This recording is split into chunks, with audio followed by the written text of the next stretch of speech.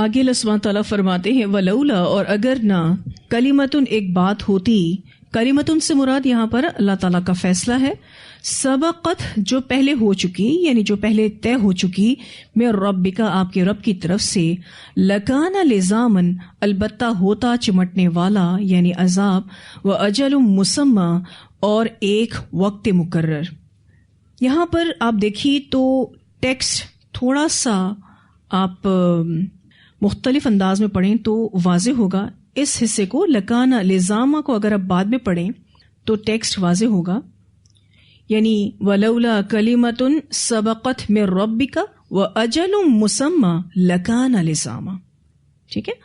اگر اللہ نے ان کی مہلت کی مدت پہلے سے طے نہ فرما دی ہوتی تو ان پر کب کا عذاب آ چکا ہوتا۔ ترتیب عبارت اصل میں یوں ہے، کیسے؟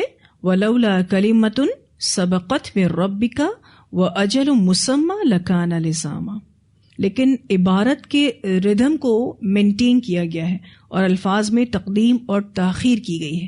آپ دیکھیں تو اس صورت کا جو انداز ہے، ہر آیت کا اینڈ آپ دیکھیے، وَأَبْقَى النُّهَا، اسی طرح سے آگے آ رہا ہے مسمى، تو اس ردھم کو مینٹین کرنے کے لیے الفاظوں کو آگے پیچھے کیا گیا ہے۔ اللہ تعالیٰ فرماتے ہیں کہ اگر اللہ سبحانہ تعالیٰ نے ایک طے شدہ ٹائم پیریڈ فکس نہ کیا ہوتا تو پھر ان کو عذاب آ جاتا۔ لزامن سے مراد کیا ہے؟ عذاب ہے، اور یہ چمٹنے والا عذاب، لازم ہونے والا عذاب۔ لفظ آپ دیکھیے کیسا استعمال ہوا ہے، یہ لفظ آپ اردو میں بھی پڑھتے ہیں، لازم ہونا، یعنی کیوں ان پر عذاب نہیں آ رہا، اس کا جواب آپ صلی اللہ علیہ وسلم کو اللہ تعالیٰ دے رہے ہیں، کیونکہ آپ صلی اللہ علیہ وسلم کی یہ نافرمانی کر رہے تھے، آپ کی تکذیب کر رہے تھے، لیکن اس کے باوجود بھی عذاب نہیں آ رہا تھا، تو اللہ تعالیٰ نے یہاں پر اس کا جواب دیا ہے۔ نبی اکرم صلی اللہ علیہ وسلم کو اب اللہ سبحانہ تعالیٰ ہدایات دے رہے ہیں، فاصبر، پس صبر کیجئے، علی ما یقولون، اس پر جو وہ کہتے ہیں، یعنی یہ جو آپ کی تکذیب کرتے ہیں، آپ کی مخالفت کرتے ہیں، اس پہ آپ صبر کیجئے۔ وسبح، اور تسبیح کیجئے، بحمدی، ساتھ حمد کے، اور ربی کا، اپنے رب کی، قبل طلوع الشمسی، سورج کے طلوع ہونے سے قبل، وقبل غروبها، اور اس کے غروب ہونے سے قبل۔ یہاں آپ دیکھیں تو جو آیات شروع ہو رہی ہیں، ایک تو سورت کا اختتام ہو رہا ہے، ٹھیک ہے، اور یہ آیات سورۃ الحجر کی آخری آیات سے بھی ملتی جلتی ہیں۔ نبی اکرم صلی اللہ علیہ وسلم کو پہل صبر کی تلقین کی گئی کہ جب لوگ تنگ کریں آپ کو صبر کرنا ہے۔ دیکھیں ایک رویہ کیا ہوتا ہے، سامنے جواب دینا، اور دوسرا رویہ کیا ہے، صبر کرنا، اللہ کا ذکر کرنا۔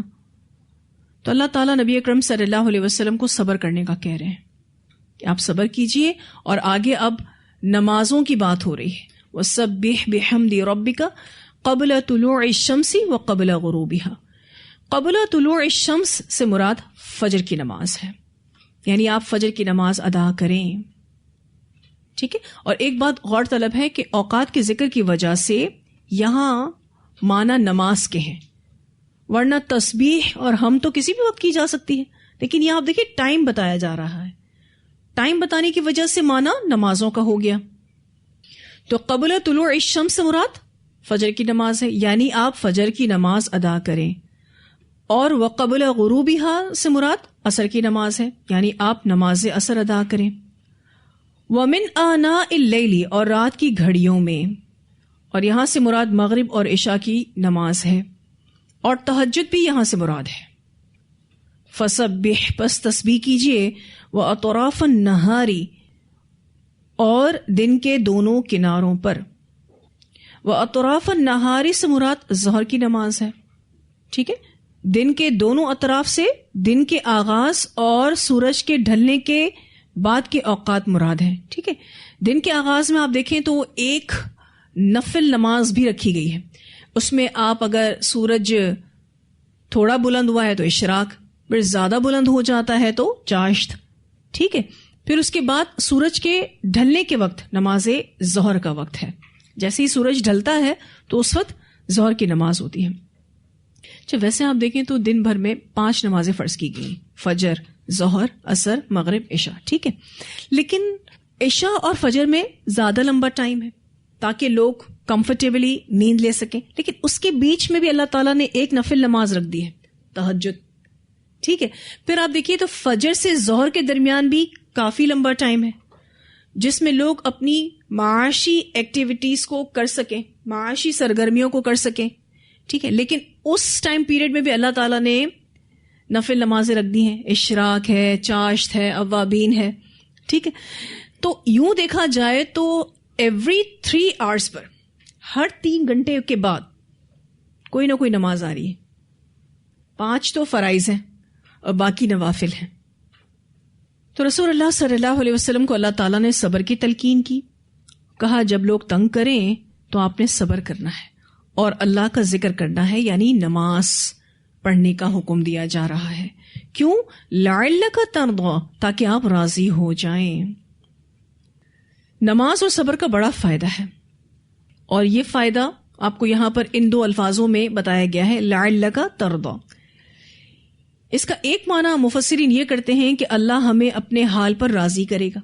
جب آپ نماز اور صبر کے ساتھ مدد لیں گے تو اللہ تعالیٰ ہمیں اپنے حال پر راضی کرے گا، تقدیر پر راضی ہونے کی طاقت ملے گی. دوسرا معنی صبر اور نماز کا دنیا میں بھی اچھا نتیجہ ملے گا، دنیا میں حالات بہتر ہوں گے کہ آپ راضی ہو جائیں گے. تیسرا یہ کہ آخرت میں صبر اور نماز کا جو اجر ملے گا آپ صلی اللہ علیہ وسلم اس سے راضی ہو جائیں گے. یعنی اگر آپ صلی اللہ علیہ وسلم اس پر عمل کریں گے تو اللہ آپ کو خوش کر دیں گے. ان احکامات کی تعمیل کا ایسا اجر ملے گا کہ آپ صلی اللہ علیہ وسلم راضی ہو جائیں گے. پھر یہ کہ عمل کرنے پر اللہ راضی کرے گا. ٹھیک ہے جی، اللہ حال پر راضی کرے گا، تقدیر پر راضی کرے گا. یہ بھی بہت بڑی نعمت ہے، بہت بڑی نعمت ہے کہ آپ کو جس حال میں اللہ رکھے اس پر آپ راضی ہوں. بہت بڑی نعمت. اور جو ایسی زندگی گزارتا ہے، یعنی اپنی تقدیر پر راضی رہتا ہے، آپ کو پتہ اللہ اس سے خوش ہو جاتا ہے، کیونکہ اللہ تعالیٰ جو کرتے ہیں، جیسا پلان کیا ہماری زندگی کو، وہی ہمارے لیے بہتر ہے. بندہ اگر اس بات کو سمجھ جائے تو اللہ اس سے راضی ہو جاتا ہے. نو ڈاؤٹ اس میں سکھ بھی آتا ہے، دکھ بھی آتا ہے.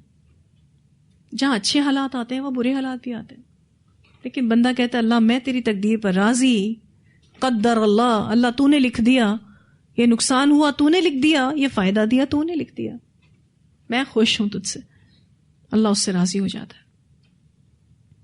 یوں سمجھ لیجئے کہ یہ وَاسْتَعِينُوا بِالصَّبْرِ وَالصَّلَاةِ کی تفصیل ہے.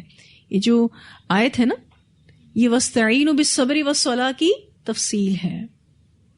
پھر یہ کہ صبر سے مراد احکام الہی کو پورے استقلال سے بجا لاتے رہنا بھی ہے. اس راستے میں یعنی اللہ کے راستے میں آنے والی مشکلات کو فیس کرنا بھی صبر ہے. تو نبی اکرم صلی اللہ علیہ وسلم کو صبر اور نماز کی تلقین کی جا رہی ہے.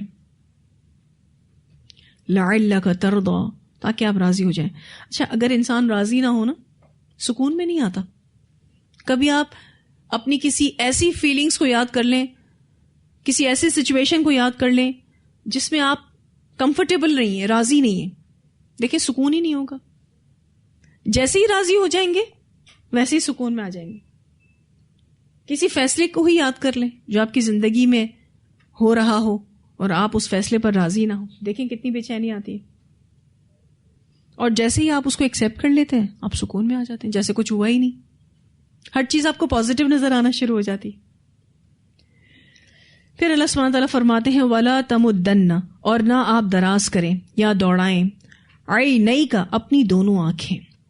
مراد یہاں سے حسرت کرنا ہے، دلچسپی لینا، انوالو ہونا.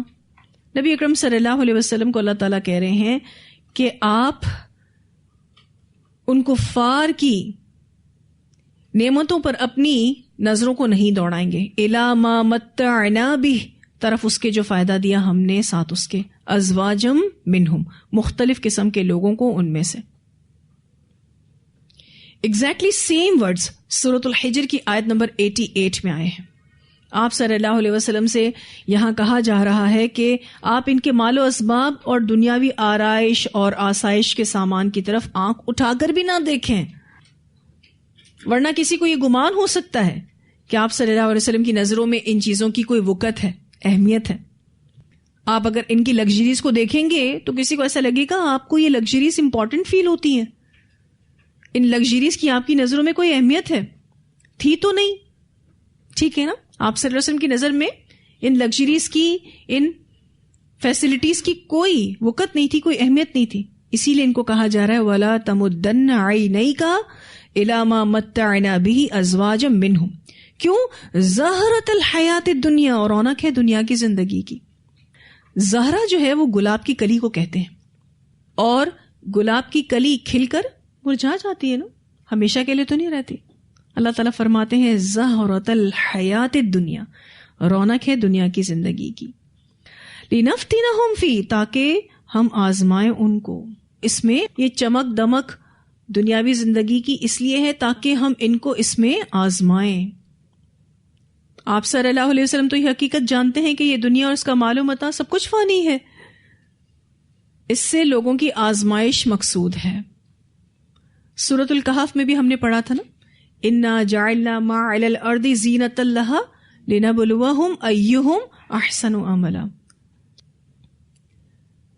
یہ آزمائش ہے بس. ایکچولی لوگ جو ہیں دنیا کی رونقوں میں پھنس جاتے ہیں. اب اللہ تعالیٰ دنیا کی رونق کے مقابلے میں رزق ربک کا ذکر کریں گے. وَرِزْقُ رَبِّكَ, اور آپ کے رب کا رزق خیر و ابقا, بہت بہتر ہے اور زیادہ باقی رہنے والا ہے. یہاں دنیا کی زندگی کی رونق کے مقابلے میں رزق ربک کی بات ہو رہی ہے کہ وہ بہتر ہے اور باقی رہنے والا ہے. رزق ربک دنیا میں بھی ملے گا اور آخرت میں بھی ملے گا, حصی طور پر بھی ملے گا اور معنوی طور پر بھی ملے گا. پہلے ہم دنیاوی اعتبار سے دیکھ لیتے ہیں. دنیا میں حصی رزق حلال مال ہے, علم ہے, نیک اولاد ہے, نیک کاموں کی توفیق ہے. اور معنوی رزق اللہ سے محبت کے احساسات, اللہ سے ملاقات کا شوق, اللہ کا بندہ بننے کا شوق ہے. اور دنیا میں یہ نعمتیں جسمانی اور روحانی اعتبار سے انسان کی تربیت اور ترقی کا باعث ہے. یہ جو اللہ تعالیٰ رزق ربکا کا ذکر کر رہے ہیں نا, یہ دنیا میں بھی ملے گا, حصی اعتبار سے اور معنوی اعتبار سے. اللہم اجعلنا منہم, اللہ تعالیٰ ہمیں ان لوگوں میں شامل کرے کہ جن کو اللہ اپنا خاص رزق نوازتا ہے. پھر یہ کہ آخرت میں بھی یہ رزق ملے گا حصی اعتبار سے جنت کی شکل میں, اور جنت تو کیا ہی خوب ہے, اس کی نعمتیں ہمیشہ باقی رہنے والی ہیں, جنت سے کوئی آپ کو نہیں نکالے گا. اور روحانی رزق یا معنوی رزق اللہ کی رضا, یہ تو ٹاپ آف دا لسٹ ہے.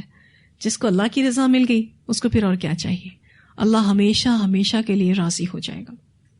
اسی لیے اللہ تعالیٰ فرماتے ہیں کہ زہرۃ الحیات دنیا کے مقابلے میں تم دیکھو وہ رزق ربک خیر و ابقا, اور آپ کے رب کا رزق بہت بہتر ہے, زیادہ باقی رہنے والا ہے. کوشش پھر اسی کی کرنی ہے. اب اس رزق کو پانے کے لیے ہمیں کیا کرنا ہوگا؟ قناعت پر جینا آنا چاہیے. یعنی جو اللہ تعالیٰ نے آپ کو دے رکھا ہے بس اپنی چادر میں رہیں, اپنی چادر سے باہر پاؤں نہ پھیلائیں, تاکہ اعلیٰ مقاصد حاصل ہو سکیں, اللہ کا قرب نصیب ہو سکے.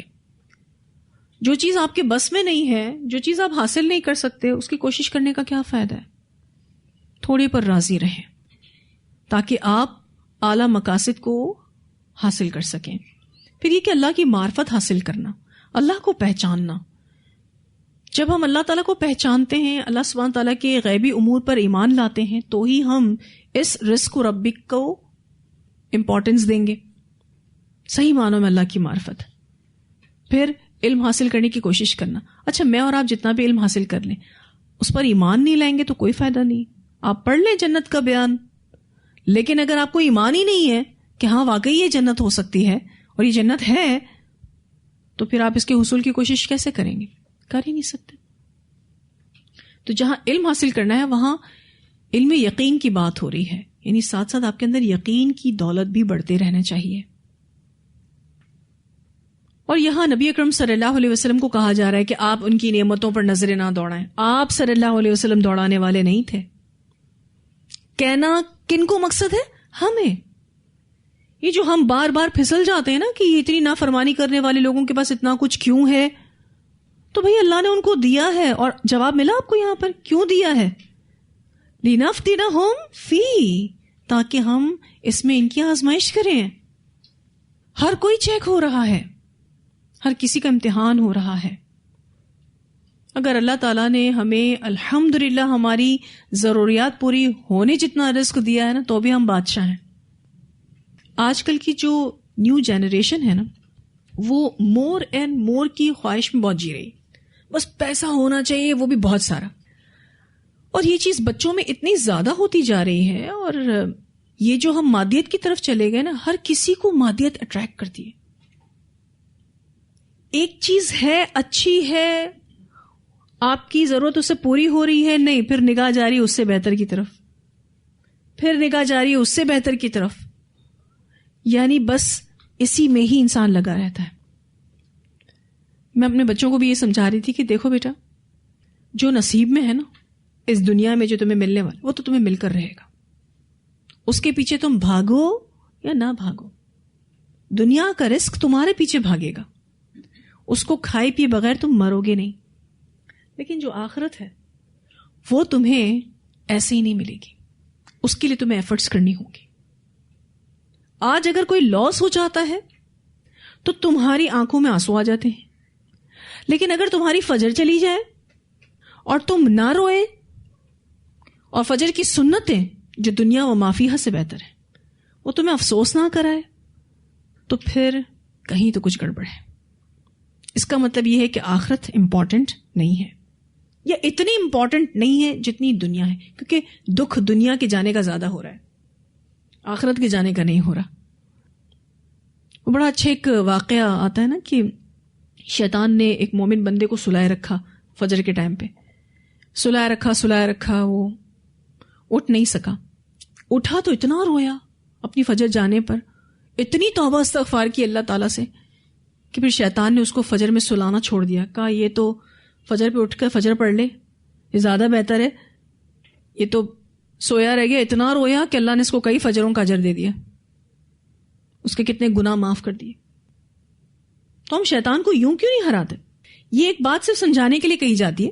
اس کا ہرگز یہ مطلب نہیں ہے کہ آپ فجر چھوڑ دیں اور پھر اس کے بعد رو رو کے معافیا مانگیں. ایسی بات نہیں ہے. کہنے کا مطلب یہ ہے کہ آپ کو شیطان کو ہرانا ہے. تہجد میں اٹھ کے فجر کو اچھے سے پڑھ کے، جب آپ کی مارننگ اتنی اچھے سے شروع ہوگی تو ڈے ٹائمنگز میں وہ آپ کو ٹیک اوور نہیں کر سکے گا. نو ڈاؤٹ کوشش بہت کرے گا. اور سورہ طٰہٰ کا یہ میسج ہے کہ اللہ کو راضی کرنا ہے. اس سے پہلے حضرت موسیٰ علیہ السلام سے جب اللہ تعالیٰ نے پوچھا تھا کہ آپ اتنا جلدی جلدی کیوں آئے، تو کیا کہا؟ اللہ اس لیے جلدی آیا کہ تو خوش ہو جائے. اور آخر میں آپ دیکھیے اللہ تعالیٰ کہتے ہیں آپ اگر اللہ تعالیٰ کے احکامات پر عمل کرو گے تو اللہ آپ کو خوش کر دے گا. آپ کو دنیا بھی اتنی دے گا کہ آپ خوش ہو جائیں گے، آپ کو اتنا سیٹسفائیڈ کر دے گا. الحمدللہ. اور پھر اس کے بعد یہ دنیاوی نعمتوں پر کیا نظریں دوڑانا. یہ فانی دنیا ہے. ہر چیز جو آئی ہے یہ جانے کے لیے آئی ہے، کوئی بھی آپ کے پاس ہمیشہ ٹکنے کے لیے نہیں آئی ہے. اسی لیے آپ دیکھیے سب سے بہترین دعا جو اللہ تعالیٰ کو پسند ہے وہ کیا ہے؟ کیا مانگے اللہ سے؟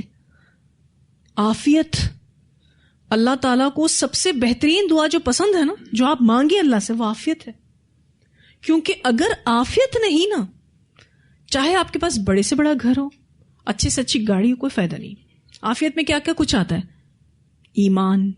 ایمان کی عافیت، صحت کی عافیت، اس کے علاوہ اخلاقیات، عبادات. اگر آپ عافیت میں ہیں تو ان سب چیزوں کے ساتھ آپ خوش رہیں گے. اسی لیے صبح و شام جب آپ اللہ تعالیٰ سے یہ دعا کرتے ہیں نا، اللہم انی اسألک العافیہ، اللہ کو بہت اچھا لگتا ہے. کیونکہ عافیت سے بڑی نعمت نہیں ہے. جب اللہ عافیت دے دیتا ہے نا، ہر چیز آپ کی سیکیور ہوتی ہے. آپ کا جسم، آپ کا ایمان، آپ کی روح، آپ کی عبادات، سب کچھ سیکیور ہوتی ہے. وَرِزْقُ رَبِّكَ خَيْرٌ وَأَبْقَىٰ.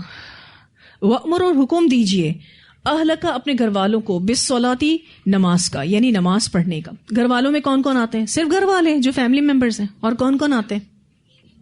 رشتہ دار، دوست، احباب. ٹھیک ہے، یعنی ان کو نماز کا پابند بنا کر اللہ کے عذاب سے بچائیے. وَاصْطَبِرْ عَلَيْهَا، اور جمے رہیے اس پر، یعنی خود بھی اس پر جمے رہیے. جہاں آپ نماز کا پابند اپنے گھر والوں کو بنائیں گے وہاں آپ خود بھی پابندی کریے. لا نسألک رزقا، ہم نہیں سوال کرتے آپ سے رزق کا. نحن، ہم، نرزقک، ہم رزق دیتے ہیں آپ کو. جب آپ نماز قائم کریں گے تو آپ کو وہاں سے رزق آئے گا جہاں سے آپ کو گمان بھی نہیں ہوگا. کیوں؟ کیونکہ ہم آپ سے تھوڑی نا رزق کا سوال کرتے ہیں. ایسا تھوڑی آپ عبادت کریں گے تو ہماری سلطنت میں، ہماری بادشاہت میں کوئی اضافہ ہوگا. نہیں، ہم آپ سے رزق کا سوال نہیں کرتے، بلکہ ہم تو آپ کو رزق دیتے ہیں. آپ جب اللہ کی عبادت کریں گے، اور اسپیشلی یہاں نماز کی بات ہو رہی ہے، جتنی اچھی آپ کی نماز ہوگی آپ کو اللہ تعالیٰ وہاں سے رزق پہنچائے گا جہاں سے آپ کو گمان بھی نہیں گزرے گا. کیونکہ بہت سارے ایسے ہمارے حالات ہوتے ہیں جس میں ہمیں کچھ سمجھ نہیں آ رہا ہوتا کہ مدد کہاں سے آئے گی، اور آتی ہے اللہ کی مدد، اور وہاں سے آتی ہے جہاں سے بندہ سوچ بھی نہیں سکتا. تو مشکل حالات میں کس کی طرف دوڑنا ہے؟ نماز کی طرف دوڑنا ہے تاکہ اللہ آپ کو رزق عطا کرے. وَالْعَاقِبَةُ لِلتَّقْوَىٰ، اور بہترین انجام اہل تقویٰ ہی کے لیے ہے، یعنی آخرت متقین کی اچھی ہے. یہ بات ریمائنڈر کے طور پر اپنے لیے ہم سب لے لیں. اچھی عاقبت، اچھا انجام، اچھا رزلٹ تقویٰ والوں کا ہے. That's it. اور یہ اللہ سبحانہ تعالیٰ نے بتا دیا ہے پہلے سے. وقالوا، اور وہ کہتے ہیں، کہنے والے اہل مکہ ہیں، لولا، کیوں نہیں، یاتینا، لاتا ہمارے پاس، بآیۃ من ربہ، کوئی نشانی اپنے رب کی طرف سے. وہ معجزہ مانگتے تھے، نبوت کے ثبوت کی نشانی مانگتے تھے. اولم، اور کیا نہیں، تأتیہم، آئی ان کے پاس، بینۃ، نشانی، ما فی الصحف الاولی، جو صحیفوں میں ہے پہلے. آپ صلی اللہ علیہ وسلم کا ذکر پچھلی کتب میں موجود ہے. کیا یہ کافی نہیں ہے ان کی نبوت کی نشانی کے لیے؟ اولم تأتیہم بینۃ ما فی الصحف الاولی، ولو، اور اگر، انا، بے شک ہم، اہلکناہم، ہلاک کر دیں ہم ان کو، بعذاب، ساتھ عذاب کے، من قبلہ، اس سے پہلے یعنی اس رسول سے پہلے، لقالوا، البتہ کہیں گے، ربنا، اے ہمارے رب، لولا، کیوں نہ، ارسلت الینا رسولا، تو نے بھیجا ہماری طرف ایک رسول، فنتبع، تو ہم پیروی کرتے، آیاتی کا، تیری آیات کی، من قبل، اس سے پہلے. کس سے پہلے؟ عذاب سے پہلے. ان، یہ کہ، نذل، ہم ذلیل ہوں، ونخزا، اور ہم رسوا ہوں. اللہ تعالیٰ فرماتے ہیں میں نے رسول اسی لیے بھیج دیا، ان پر حجت کو اسی لیے تمام کر دیا کیونکہ اگر ہم ان کو اس رسول سے پہلے ہلاک کر دیتے تو یہ کیا کہتے؟ اللہ تعالیٰ ہمارے پاس تو کوئی رسول آیا ہی نہیں تھا، کیوں نہیں تو نے ہمارے پاس کوئی رسول بھیجا؟ اگر بھیجتا تو ہم اس رسول کی پیروی کرتے، وہ جو ہمیں آیات سناتا اس کی ہم پیروی کرتے اس عذاب سے پہلے. یہ کہ ہم ذلیل ہوں، اور یہاں پر جو نذلہ کا لفظ ہے یعنی اپنی نظروں میں، ان نذلہ، یہ کہ ہم ذلیل ہوں یعنی اپنی نظروں میں، ونخزا، اور ہم رسوا ہوں یعنی دوسروں کی نظروں میں. اسی لیے اللہ سبحانہ تعالیٰ نے ان پر حجت کو تمام کر دیا، رسولوں کو بھیجا، کتابوں کو اتارا، شریعت بتائی، ایک ایک چیز واضح کی تاکہ حجت تمام ہو جائے. کیونکہ اللہ تعالیٰ کو یہ پتا تھا کہ اگر حجت تمام کیے بغیر ان پر عذاب آ جائے گا تو کل قیامت کے دن یہ اللہ کے سامنے ایسی باتیں کریں گے. قل، کہہ دیجئے، کلن، سب کے سب، متربصن، انتظار کرنے والے ہیں، یعنی اعمال کے نتائج کے سبھی منتظر ہیں. ہم بھی، تم بھی، سبھی منتظر ہیں. نبی اکرم صلی اللہ علیہ وسلم سے کہا جا رہا ہے کہ آپ ان انکار کرنے والوں سے کہہ دیجئے کہ سب کے سب انتظار کرنے والے ہیں. فتربصوا، تو تم بھی انتظار کرو. فستعلمون، پس ان قریب تم جان لوگے، من اصحاب الصراط السوی، کون ہیں درست راستے والے. الصراط، راستہ، السوی، افراط و تفریط سے پاک، یعنی درست راستہ، سیدھا راستہ. ومن اہتدی، اور کون ہے جنہوں نے ہدایت پائی، یعنی حق اور ہدایت پر کون ہے یہ جلد پتہ چل جائے گا. من اصحاب الصراط السوی، کون ہیں درست راستے والے. ومن اہتدی، اور کون ہے جنہوں نے ہدایت پائی. اس آخری آیت میں ہم سب کے لیے سبق یہی ہے کہ ہمیں اللہ کے سامنے اچھا بننے کی کوشش کرنی ہے انشاءاللہ تعالی۔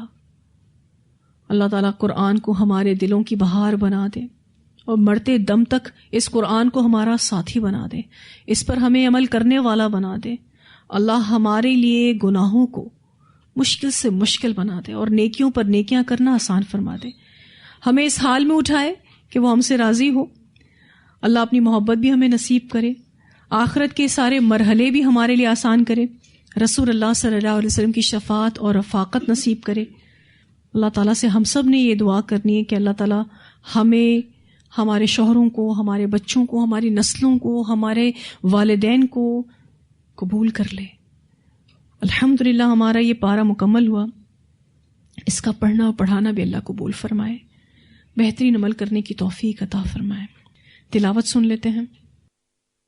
وَلَوْلَا كَلِمَةٌ سَبَقَتْ مِنْ رَبِّكَ لَكَانَ لِزَامًا وَأَجَلٌ مُّسَمًّى فَاصْبِرْ عَلَى مَا يَقُولُونَ وَسَبِّحْ بِحَمْدِ رَبِّكَ قَبْلَ طُلُوعِ الشَّمْسِ وَقَبْلَ غُرُوبِهَا وَمِنْ آنَاءِ اللَّيْلِ فَسَبِّحْ وَأَطْرَافَ النَّهَارِ لَعَلَّكَ تَرْضَى وَلَا تَمُدَّنَّ عَيْنَيْكَ إِلَى مَا مَتَّعْنَا بِهِ أَزْوَاجًا وَلَا تَمُدَّنَّ عَيْنَيْكَ إِلَى مَا مَتَّعْنَا بِهِ أَزْوَاجًا مِّنْهُمْ زَهْرَةَ الْحَيَاةِ